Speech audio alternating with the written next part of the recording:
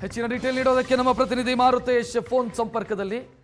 ಮಾರುತೇಶ್, ಇಬ್ಬರು ನಾಯಕರು ಮಾಧ್ಯಮದ ಮುಂದೆ ಹೇಳುವಾಗ ಹೈಕಮಾಂಡ್ ಹೇಳಿದ್ದನ್ನು ಕೇಳ್ತೀವಿ ಅಂತ ಹೇಳ್ತಾ ಇದ್ದಾರೆ. ಬಟ್ ಹೈಕಮಾಂಡ್ ನಿರ್ಧಾರ ತೆಗೆದುಕೊಳ್ಳಬೇಕು ಅಂತಾದರೆ ಈ ಹಂತದಲ್ಲಿ ಏನೇನು ಪ್ರಕ್ರಿಯೆಗಳನ್ನು ಮಾಡಬಹುದು, ಅಭಿಪ್ರಾಯಗಳನ್ನು ಆಲಿಸೋದು ಅಂತಾದರೆ ಯಾರ್ಯಾರ ಅಭಿಪ್ರಾಯಗಳು ಮುಖ್ಯ ಆಗತ್ತೆ? ರಕ್ಷತ್, ಈ ರೀತಿಯಾದಂತಹ ತೀರ್ಮಾನವನ್ನ ತೆಗೆದುಕೊಳ್ಳುವಂತ ಸಂದರ್ಭದಲ್ಲಿ ಹೈಕಮಾಂಡ್ ಏಕಾಏಕಿ ಮಾಡೋದಿಲ್ಲ ಅನ್ನೋದು ಬಹಳ ಸ್ಪಷ್ಟ. ಅದರ ಮುಂದುವರಿದ ಭಾಗವಾಗಿ ಹೇಗೆ ಇದನ್ನ ಮಾಡಬಹುದು ಅಂತ ನೋಡಿದಾಗ ಹಲವು ಅಭಿಪ್ರಾಯಗಳನ್ನ ಸಂಗ್ರಹ ಮಾಡುವಂತ ಪ್ರಯತ್ನಗಳು ಈಗಾಗಲೇ ನಡೀತಾನೂ ಇದಾವೆ. ಒಂದು ಕಡೆ ಹರಿಪ್ರಸಾದ್ ಅವರು ಭೇಟಿಯಾಗಿದ್ರು ರಾಹುಲ್ ಗಾಂಧಿ ಅವರನ್ನ. ಇದಾದ್ಮೇಲೆ ಪ್ರಿಯಾಂಕ್ ಖರ್ಗೆ ಅವರು ಸುಮಾರು 1 ಗಂಟೆ 15 ನಿಮಿಷ ರಾಹುಲ್ ಗಾಂಧಿ ಅವರ ಜೊತೆಗೆ ಮಾತುಕತೆಯನ್ನ ನಡೆಸಿದ್ದಾರೆ. ಇದರ ಜೊತೆಗೆ ಖರ್ಗೆ ಅವರು ಕೂಡ ರಾಜ್ಯದಲ್ಲಿ ಇದ್ದು ಎರಡೂ ಕಡೆಯವರ ವಾದ ಪ್ರತಿವಾದಗಳನ್ನ ಆಲಿಸಿ ಅದನ್ನು ಕೂಡ ಒಪ್ಪಿಸುವಂತ ಪ್ರಯತ್ನವನ್ನು ಮಾಡಿದ್ದಾರೆ. ಇನ್ನೊಂದು ಕಡೆ ಸುರ್ಜೇವಾಲಾ ಕೂಡ ರಾಜ್ಯದ ಬೆಳವಣಿಗೆಗಳು, ಯಾಕಂದ್ರೆ ಅವರು ಉಸ್ತುವಾರಿ ಆಗಿರೋದ್ರಿಂದ ರಾಜ್ಯದ ಬೆಳವಣಿಗೆಗಳ ಬಗ್ಗೆ ಅವ್ರಿಗೆ ಎಲ್ಲಾ ಮಾಹಿತಿಗಳು ಇರ್ತವೆ. ಅವರು ಕೂಡ ಇವತ್ತು ವೇಣುಗೋಪಾಲ್ ಅವರನ್ನ ಭೇಟಿಯಾಗಿ ಅವರು ತಮ್ಮ ಅಭಿಪ್ರಾಯವನ್ನ ಕೊಡೋರಿದ್ದಾರೆ. ಅಂದ್ರೆ ಎಲ್ಲರ ಅಭಿಪ್ರಾಯವನ್ನ ಸಂಗ್ರಹಿಸಿದ ಬಳಿಕ ಅಂತಿಮವಾಗಿ ಸಿಎಂ ಡಿಸಿಎಂ ಇಬ್ಬರನ್ನು ಕರೆದು ಮಾತನಾಡ್ತಾರೆ. ಸೊ ಸದ್ಯಕ್ಕೆ ಇರುವಂತಹ ಮಾಹಿತಿಯ ಪ್ರಕಾರ ಈ ವಾರಾಂತ್ಯದಲ್ಲಿ ಅವರಿಬ್ಬರಿಗೂ ಆಹ್ವಾನ ಬರಬಹುದು ಅನ್ನುವಂತಹ ಚರ್ಚೆಗಳು ಕಾಂಗ್ರೆಸ್ನ ವಲಯದಲ್ಲಿ ಇದಾವೆ. ಹೀಗಾಗಿ ಹೈಕಮಾಂಡ್ ಒಂದಂತೂ ಈ ನಾಯಕತ್ವದ ಬದಲಾವಣೆ ವಿಚಾರಕ್ಕೆ ಸಂಬಂಧಪಟ್ಟ ಹಾಗೆ ಎರಡೂ ಕಡೆಯ ವಾದವನ್ನ ಆಲಿಸಿದ್ದಾರೆ ಮತ್ತು ಸಾಧ್ಯತೆಗಳ ಬಗ್ಗೆಯೂ ಕೂಡ ಚರ್ಚೆ ನಡೆಸಿದ್ದಾರೆ. ಅಂದ್ರೆ ಸಿದ್ದರಾಮಯ್ಯನವರನ್ನ ಇಳಿಸಿದ್ರೆ ಆಗುವಂತಹ ಪರಿಣಾಮಗಳೇನು, ಒಂದು ವೇಳೆ ಸಿದ್ದರಾಮಯ್ಯನವರನ್ನ ಇಳಿಸಿದ್ರೆ ಅವರಿಗೆ ಪರ್ಯಾಯವಾಗಿ ನಾವು ಏನ್ ಮಾಡಬಹುದು, ಅಂದ್ರೆ ರಾಷ್ಟ್ರ ರಾಜಕಾರಣಕ್ಕೆ ಅವ್ರನ್ನ ಕರೆತರಬೇಕಾ ಅಥವಾ ಬೇರೆ ಆಯ್ಕೆಗಳು ಇದಾವ, ಸಾಧ್ಯತೆಗಳ ಬಗ್ಗೆಯೂ ಕೂಡ ಹೈಕಮಾಂಡ್ ಪರಿಶೀಲನೆಯನ್ನು ನಡೆಸಿದ್ದಾರೆ. ಕೆಲವರ ಅಭಿಪ್ರಾಯವನ್ನು ಕೂಡ, ಅಂದ್ರೆ ಸಿದ್ದರಾಮಯ್ಯನವರಿಗೆ ನೆಕ್ಸ್ಟ್ ಏನು ಅನ್ನೋದರ ಬಗ್ಗೆಯೂ ಕೂಡ ಕೆಲವರ ಅಭಿಪ್ರಾಯವನ್ನು ಕೂಡ ರಾಹುಲ್ ಗಾಂಧಿ ಅವರು ಪಡೆದುಕೊಂಡಿದ್ದಾರೆ.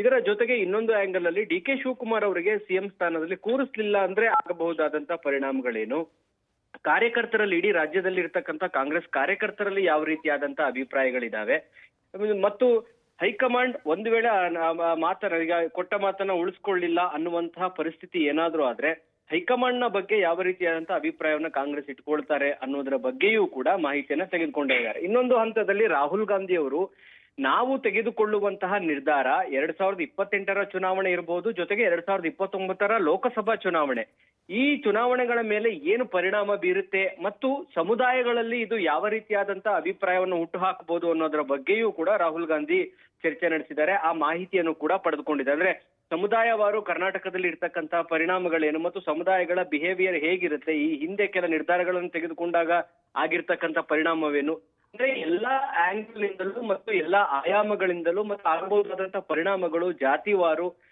ಲೀಡರ್ಶಿಪ್ ವಿಚಾರದಲ್ಲಿರ್ಬೋದು, ಕಾರ್ಯಕರ್ತರ ವಿಚಾರದಲ್ಲಿರ್ಬೋದು, ಪಾರ್ಟಿ ವಿಚಾರದಲ್ಲಿ ಮತ್ತು ಸರ್ಕಾರದ ವಿಚಾರದಲ್ಲಿ ಎಲ್ಲಾ ಆಂಗಲ್ ನಿಂದಲೂ ಕೂಡ ರಕ್ಷತ್ ವರದಿಯನ್ನ ತರಿಸ್ಕೊಂಡಿದ್ದಾರೆ, ಮಾಹಿತಿಯನ್ನ ಪಡೆದುಕೊಂಡಿದ್ದಾರೆ. ಅಂತಿಮವಾಗಿ ಈಗ ತೀರ್ಮಾನವನ್ನ ಏನ್ ತೆಗೆದುಕೊಳ್ಳುತ್ತೆ ಹೈಕಮಾಂಡ್ ಅನ್ನೋದ್ರ ಮೇಲೆ ನಿಂತಿದೆ.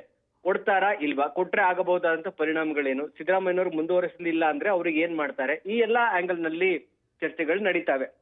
ಅಂತಿಮವಾಗಿ ಈ ವಾರಾಂತ್ಯದಲ್ಲಿ ಇಬ್ಬರನ್ನು ಆಹ್ವಾನ ಮಾಡುವಂತ ಸಾಧ್ಯತೆಗಳಿದಾವೆ. ಯಾಕಂದ್ರೆ ನೆಕ್ಸ್ಟ್ ಸೋಮವಾರದಿಂದ ಸಂಸತ್ ಅಧಿವೇಶನ ಆರಂಭ ಆಗುತ್ತೆ. ಒಂದು ವೇಳೆ ಸಂಸತ್ ಅಧಿವೇಶನಕ್ಕೂ ಮುಂಚೆ ಆಗದೇ ಇದ್ರೆ ಸಂಸತ್ ಅಧಿವೇಶನದ ವೀಕೆಂಡ್ ಶನಿವಾರ ಅಥವಾ ಭಾನುವಾರ ಅನ್ನುವಂತಹ ಒಂದು ಆಯ್ಕೆ ಕೂಡ ಹೈಕಮಾಂಡ್ ನ ಮುಂದೆ ಇದೆ. ಈಗ 29 ತಾತ್ಕಾಲಿಕ. ಮಾರುತೇಶ್, ಈಗ ಹೈಕಮಾಂಡ್ ತೆಗೆದುಕೊಳ್ಳುವಂತ ನಿರ್ಧಾರವನ್ನ ನಾವು ಸ್ವೀಕರಿಸ್ತೀವಿ ಏನೇ ಇದ್ರೂ ಕೂಡ ಅನ್ನೋದು ಮಾಧ್ಯಮಗಳ ಮುಂದೆ ಬರುವಂತ ಸ್ಟೇಟ್ಮೆಂಟು ನಾಯಕರದು. ಫಸ್ಟ್ ಅಷ್ಟು ಈಸಿಯಾಗಿ ಆಗತ್ತಾ ಇದು?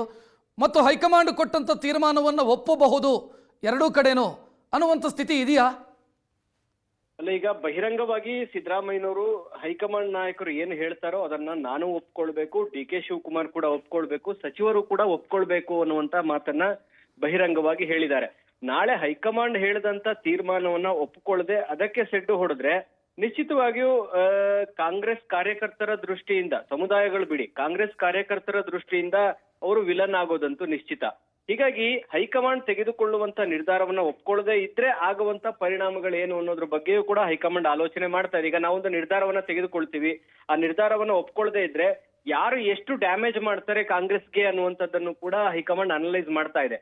ಹೀಗಾಗಿ ಇಬ್ಬರು ನಾಯಕರು ಒಪ್ಕೊಳ್ತಾರಾ ಅನ್ನೋದೇ ಪ್ರಶ್ನೆ. ಯಾಕಂದ್ರೆ ಈಗ ನಾವು ಇಬ್ಬರ ಬಣದಲ್ಲಿ ಇರ್ತಕ್ಕಂತಹ ಶಾಸಕರು ಮತ್ತು ಅವರ ಬಿಹೇವಿಯರ್ ಮತ್ತು ಅವರ ನಡವಳಿಕೆಗಳನ್ನ ನೋಡಿದ್ರೆ ಸಿದ್ದರಾಮಯ್ಯನವ್ರು ಏನಾದ್ರು ರೆಬಲ್ ಆದ್ರೆ ಕಾಂಗ್ರೆಸ್ಗೆ ಅತಿ ದೊಡ್ಡ ಹಾನಿ ಆಗತ್ತೆ ಅನ್ನೋದು ಈಗ ಗೊತ್ತಿರುವಂತ ವಿಚಾರ. ಯಾಕಂದ್ರೆ ಸಿದ್ದರಾಮಯ್ಯನವರು ಬಣದಲ್ಲಿ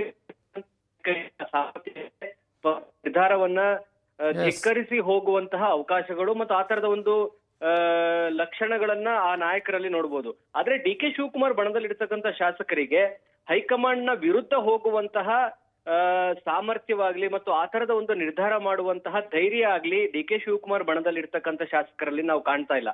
ಆದ್ರೆ ಸಿದ್ದರಾಮಯ್ಯನವ್ರ ಬಣದಲ್ಲಿರ್ತಕ್ಕಂಥ ನಾಯಕರಲ್ಲಿ ಆ ಒಂದು ನಡವಳಿಕೆಯನ್ನ ಎಕ್ಸ್ಪೆಕ್ಟ್ ಮಾಡ್ಬೋದಾಗಿದೆ. ಹಾಗಾಗಿ ಹೈಕಮಾಂಡ್ ಆ ಕಾರಣಕ್ಕಾಗಿ ಸಿದ್ದರಾಮಯ್ಯನವರನ್ನ ಮನವೊಲಿಸುವಂತ ಪ್ರಯತ್ನದ ಕಡೆಗೆ ಹೆಚ್ಚು ಗಮನವನ್ನ ವಹಿಸ್ತಾ ಇದೆ ಅಂತ ಕಾಣಿಸ್ತಾ ಇದೆ. ರಕ್ಷತ್, ಥ್ಯಾಂಕ್ ಯು ಮಾರುತೇಶ್ ಮಾಹಿತಿಗೆ.